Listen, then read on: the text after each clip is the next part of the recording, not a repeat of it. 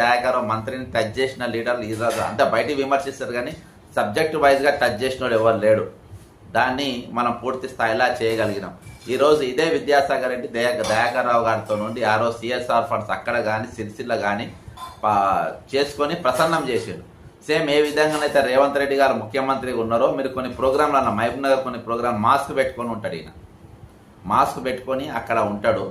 ఆయన ఆ ప్రోగ్రాంలో ఆయన మంచి చేసుకొని కొన్ని కార్యక్రమాలు చేద్దామనే ప్రయత్నం చేశారు, పైనకెళ్ళి లాబింగ్ చేసుకొని. ఇప్పుడు దాదాపు 9 నెలలకు ఈరోజు ఈయన మూమెంట్ కదిలింది. ఏది ఎంక్వైరీ అనేది. సరే ఎక్కడి దాకా పోతుందని నాకు తెలియదు. కాకపోతే పేదల డబ్బులు దారి బల్లే మాట మాత్రం 100% ఇందులో వాస్తవం ఉన్నది. ఈరోజు వేణుగోపాల్ అనేటువంటి ఖచ్చితంగా ఎంక్వైరీ చేయాలి, రాజారావు అనేటువంటి తీసుకొచ్చి చేయాలి. అంతేకాకుండా వీళ్ళ మన విద్యాసాగర్ రెడ్డి